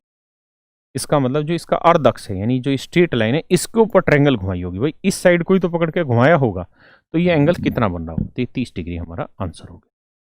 शंकु का अर्ध शीर्ष कोण क्या होगा, यानी शीर्ष पे जो कोण बनेगा उसका अर्ध, आधा, वो कितना होगा। क्लियर है दोस्त?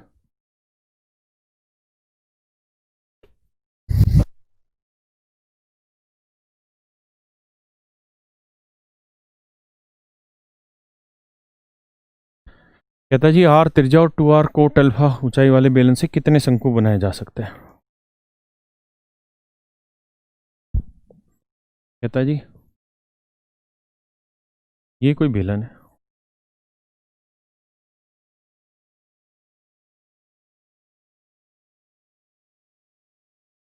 इसकी रेडियस है r और इसकी हाइट है 2r कोट अल्फा। कहता जी इसको पिघला के शंकु बनाए गए जिनकी बेस रेडियस है r और उनका जो अर्ध शीर्ष कोण है वो अल्फा है। यानी ऐसे हमने शंकु बनाए हैं। तो जो शंकु बने हैं मेरे बच्चे, उनकी बेस रेडियस है r, ये रेडियस है r, और ये वाला जो एंगल है ये कितना है, अल्फा डिग्री। ये कौन है मेरे बच्चों, अल्फा डिग्री। ये कौन है, अल्फा डिग्री। तो सवाल में कह रहा है कि अब देखो, अगर मैं इसकी हाइट h मान लूं, तो ये राइट एंगल ट्रायंगल, इस एंगल के सामने वाला परपेंडिकुलर, ये बेस, तो परपेंडिकुलर अपॉन बेस क्या कहलाएगा, परपेंडिकुलर अपॉन बेस। तो मैंने तो लिख दिया बेस अपॉन परपेंडिकुलर, क्योंकि ये बेस हो गया और ये परपेंडिकुलर, तो बेस अपॉन परपेंडिकुलर होता है कोट, और एंगल है अल्फा, तो यानी h की वैल्यू आ गई r कोट अल्फा। इसका अर्थ मेरे बच्चों ये निकला कि जो ये हाइट है इसकी वैल्यू r कोट अल्फा है, r कोट अल्फा है। अब हमने इसको पिघला के ये बनाया, तो मतलब ये छोटे छोटे जितने भी बने होंगे उसका वॉल्यूम इस पूरे बड़े वॉल्यूम के बराबर होगा। तो भाई बेलन का वॉल्यूम क्या होगा, pi r square, pi r square, और h की वैल्यू है 2r कोट अल्फा, हाँ है ना। जबकि जो कोण बना है इसका वॉल्यूम क्या होगा जी, 1/3 पाई आर स्क्वायर एच, आर है आर स्क्वायर और h की वैल्यू है जी r कोट अल्फा। अब एक शंकु का वॉल्यूम इतना है, तो मान लेते हैं जी n शंकु हुए होंगे। कितने शंकु हुए होंगे, n। तो सोल्व करेंगे, n की वैल्यू निकालेंगे। कैसे निकालें जी n की वैल्यू, देखो r कोट अल्फा से, मतलब कोट अल्फा से कोट अल्फा काटा, r into R square, r into R square क्यों कट गया, पाई से पाई काटा, 3 दूनी 6, तो n की वैल्यू 6 आ गई। मतलब कितने शंकु बन सकते हैं, ऐसे 6 शंकु यहाँ पे बन सकते हैं मेरे बच्चे। कितने शंकु, 6 शंकु, बताइए।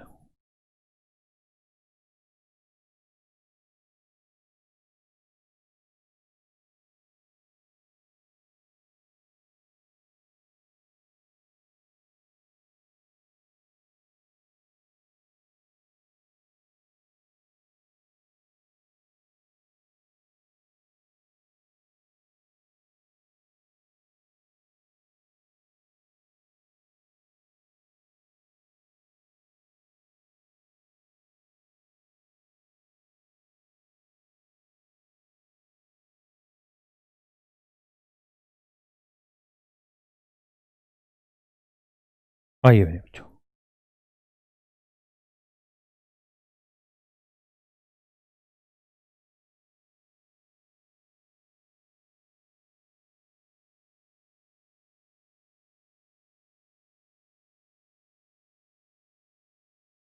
कह रहा जी find the radius of maximum size sphere which can be inscribed in a cone whose base radius and height are this and this. ये सॉल्व बेहतरीन है, इसको पहले समझाता हूँ।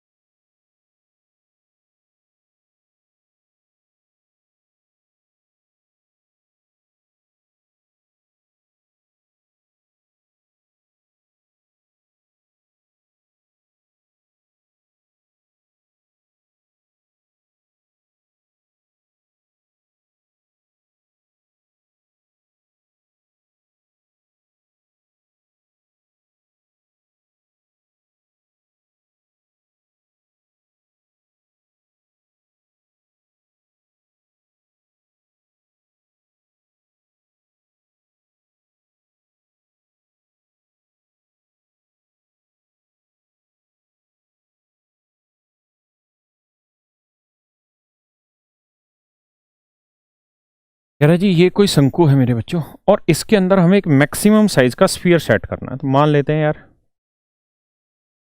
इसकी जो रेडियस है,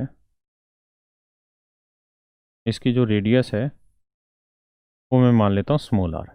कितनी है जी? Small are. और इसकी जो हाइट है वो मैं मान ले रहा हूँ कैपिटल एच है। इसकी जो स्लेंट हाइट है वो मैं मान ले रहा हूँ एल। क्लियर है? अब कह रहा है जी इसके अंदर हमने एक मैक्सिमम साइज का गोला डाला है, मैक्सिमम साइज का गोला डाल दिया।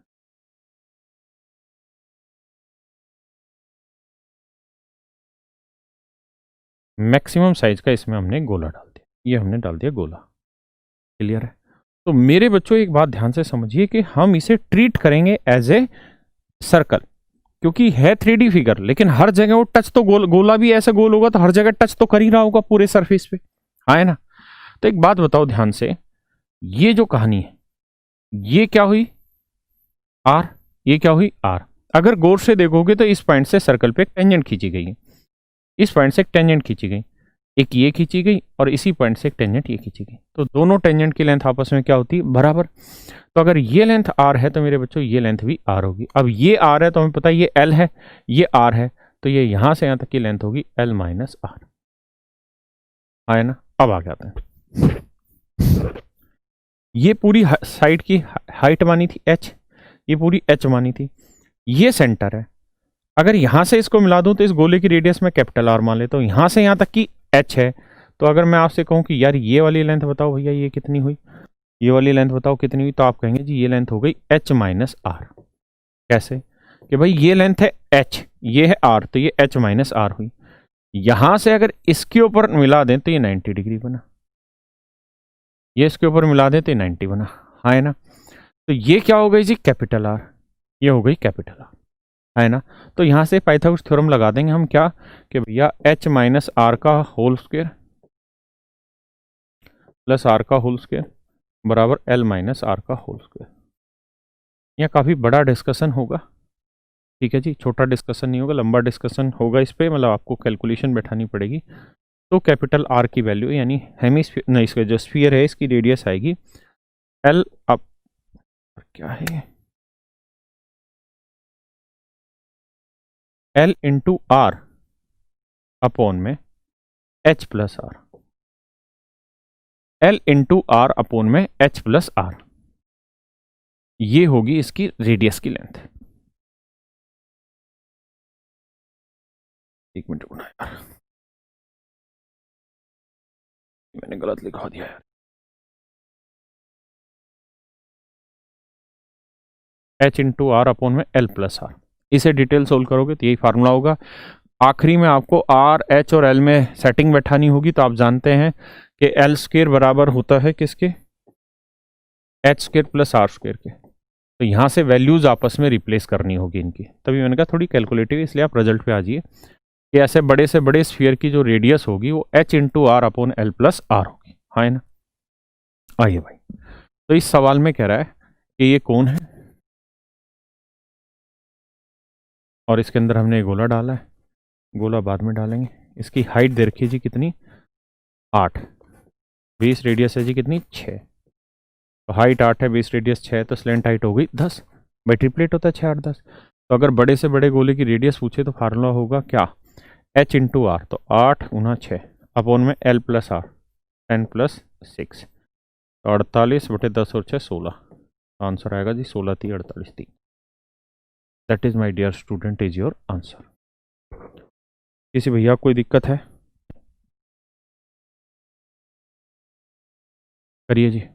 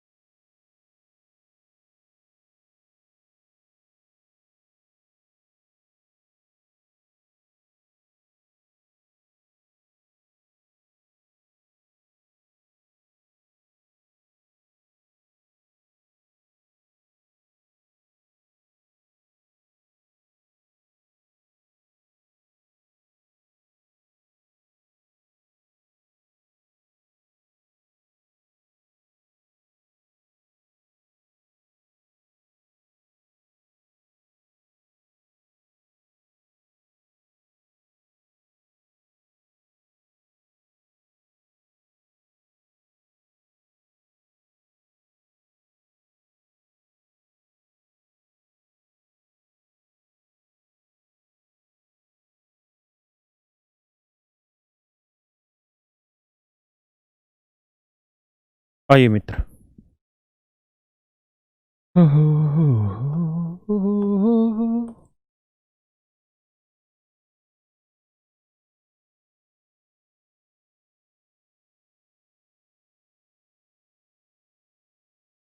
कह रहा था base radius and height of a road roller are 0.7 centimetre 10 centimetre respectively. कहता है जी एक रोड रोलर है मेरे बच्चों, रोड रोलर ऐसा ही होता है बेलनाकार, है ना। रोड रोलर हमारा क्या है जी, बेलनाकार है। इसकी आधार त्रिज्या और ऊंचाई, इसकी जो बेस रेडियस है वो 0.7 सेंटीमीटर है और इसकी जो हाइट है वो 10 सेंटीमीटर है। बेस रेडियस 0.7 सेंटीमीटर और हाइट 10 सेंटीमीटर है। व्हेन इट रिवॉल्व्स 1200 टाइम्स, कहता है जब ये 1200 चक्कर लगाता है, then it covers only 88% area. तो कोई मैदान होगा भाई, उसका एरिया मान लेते हैं ए है ना। तो ये बताओ कि जब ये एक चक्कर लगाएगा तो कितनी दूरी तय करेगा। तो मान लो मेरे बच्चों ये बेलन है, ये बेलन है, ध्यान देना ये बेलन है कोई, ठीक है, ये कोई बेलन है।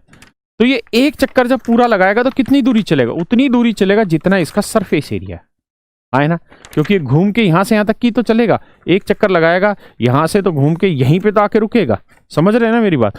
तो यानी इसका lateral surface area, lateral surface area होगा भैया कितना, वो होगा भैया कितना होगा रे। तो लेटरल सरफेस एरिया होता है 2, पाई की वैल्यू 22/7, आर मतलब 0.7 और हाइट होगी जी 10।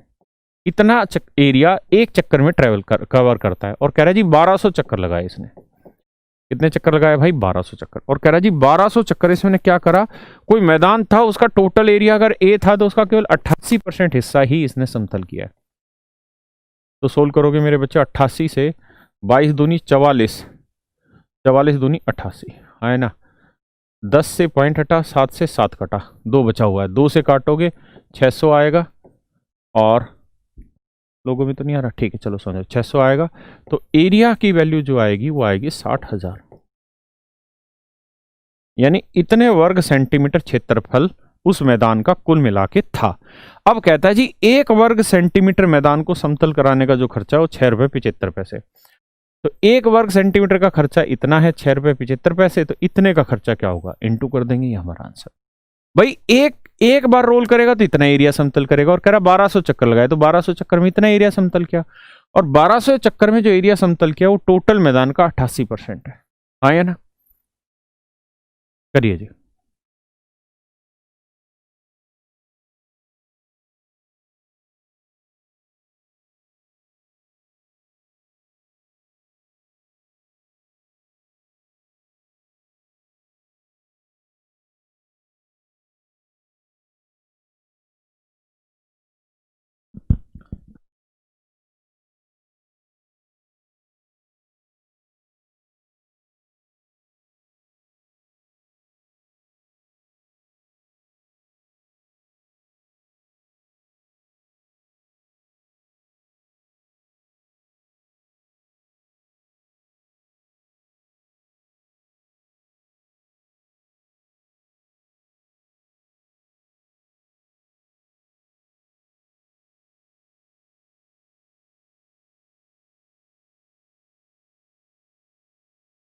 आइए मित्रों, कह रहा the height of a cylinder is 2 centimetre.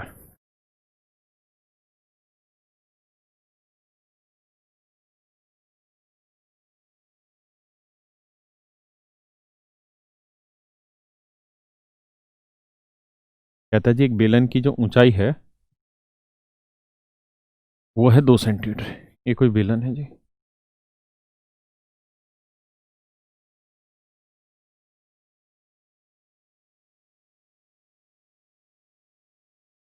इसकी ऊंचाई है 2 सेंटीमीटर और इसके आधार की त्रिज्या 6 सेंटीमीटर।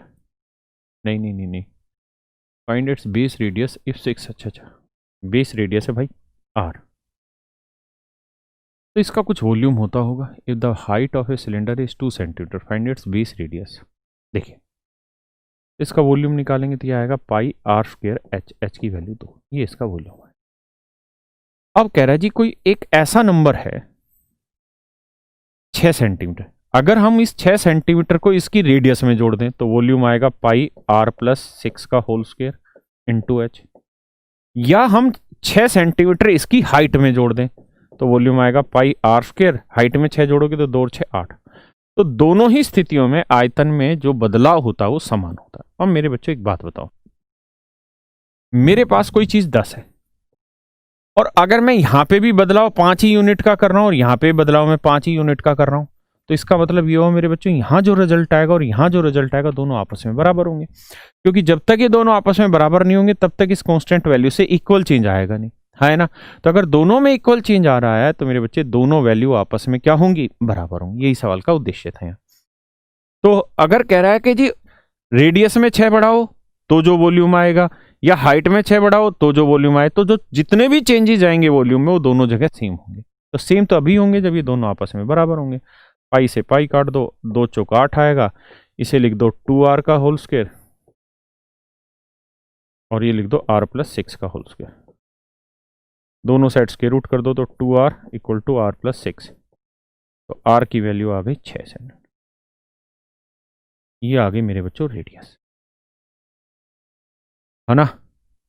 तो रेडियस आ गई जी कितनी, समझ गए ना, दोनों साइड स्क्वायर रूट कर दिया तो यहाँ से 2r आया, यहाँ r प्लस 6, तो रेडियस आ गई 6। यानी इस बेलन की एक्चुअल में जो रेडियस थी वो मेरे बच्चों 6 सेंटीमीटर थी। हाँ है ना।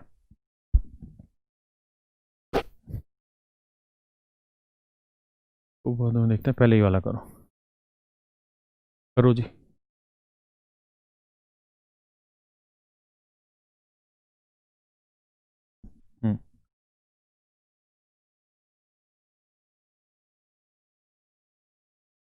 देखिए यार, कह रहा था radius of a cylinder is 10 centimetre.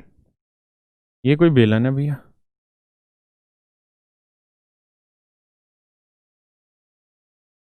ये कोई बेलन है। इसकी जो हाइट है, radius of a cylinder is 10 centimetre, इसकी रेडियस 10 सेंटीमीटर है और हाइट 4 सेंटीमीटर है। How much centimetre does we add, हम मान लेते हैं जी वो सेंटीमीटर एक्स है। कह रहा जी एक्स, कोई एक ऐसा सेंटीमीटर बताओ जिसे रेडियस में जोड़ दें या हाइट में जोड़ दें तो दोनों जगह वॉल्यूम में सेम चेंज आए।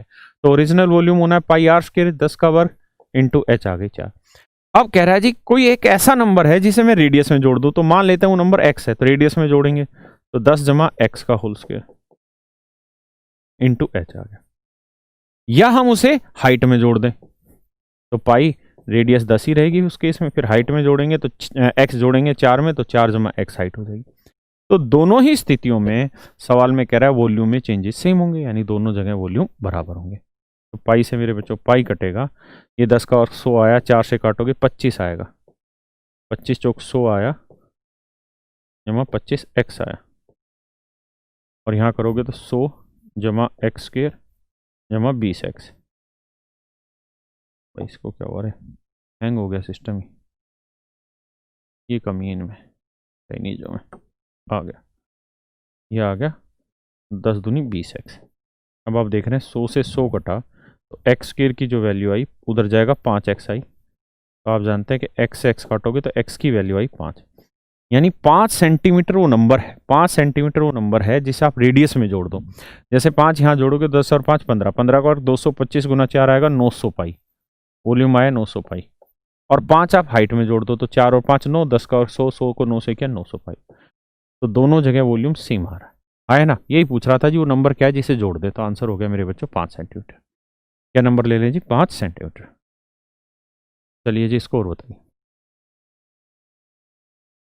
सवाल में कह रहा है किसी बेलन का आधार क्षेत्रफल 1/9 रह गया, ध्यान दो भाई। कहता है किसी बेलन का आधार क्षेत्रफल 1/9 रह गया। ये बेलन है भैया, कह रहा है किसी बेलन का आधार क्षेत्रफल 1/9 रह गया, यानी एक नया बेलन हमने बना दिया ये वाला, और कह रहा है इसका पहले जितना था उसका 1/9 ही रह गया, तो इसकी रेडियस कैपिटल आर मान लेते हैं, इसकी रेडियस स्मॉल आर मान। तो हम अच्छे से जानते हैं कि पहले वाले का आधार क्षेत्रफल था पाई आर स्क्वायर, अब नए वाले का हो गया जी, या नए वाले का हो गया जी पाई आर स्क्वायर था, नए वाले का हो गया जी पाई आर स्क्वायर। कह रहा है जी अब 1/9 रह गया, यानी पहले वाले का ओरिजिनल वाले का 9 था तो अब 1 रह गया, 1/9 का ओरिजिनल 9 था तो अब 1 रह गया। इससे काटोगे तो होल स्क्वायर का स्क्वायर रूट निकालोगे तो r/r की वैल्यू आएगी 3/1। इसका मतलब हम ये कह सकते हैं कि इसकी रेडियस 3 थी तो इसकी रेडियस भाई अब 1 रह गई, आए ना, तभी तो 1/9 होगा। तो देखो इसका एरिया आएगा 9 पाई, इसका आएगा 1 पाई, पाई r स्क्वायर होता है, तो 9 पाई 1 पाई तो 1/9 रहेगा। और कहता है जी इसकी हाइट 6 गुना हो गई, तो इसकी हाइट 1 थी तो इसकी हाइट हो गई 6। कहता है इसके वक्र पृष्ठीय क्षेत्रफल में क्या बदलाव होगा, तो इसका वक्र पृष्ठीय क्षेत्रफल निकालेंगे, इसका पहले वाले का ओरिजिनल का, तो वो आएगा मेरे बच्चों कितना, 2 पाई, r की वैल्यू 3 और h की वैल्यू 1। अब जो नया बना है इसका वक्र पृष्ठीय क्षेत्रफल आएगा 2 पाई r1 और h की वैल्यू 6। तो 2 पाई से 2 पाई कट गया, 3 दूनी 6, तो आएगा 2/1। 2/1 मतलब ओरिजिनल 1 था तो अब 2 हो गया, तो ओरिजिनल 1 था अब 2 हो गया, मतलब कितना बढ़ गया, तो हम कहेंगे जी 1 यूनिट बढ़ गया। तो 1 की बढ़ोतरी होगी ओरिजिनल 1 पे तो 100 पे कितना, तो आंसर हो गया जी 100%, यानी इसका वॉल्यूम 100% बढ़ गया। यानी पुराने वाले का वॉल्यूम अगर 1 है तो नए वाले का 2, तो मतलब डबल हो गया। डबल कब होगा, जब 100% ग्रोथ होगी। तो ये हमारा आंसर आ गया, है ना। चलिए मेरे बच्चों आज इतना रखते हैं, बाकी फिर अगली क्लास में करेंगे। थैंक यू यार आपको।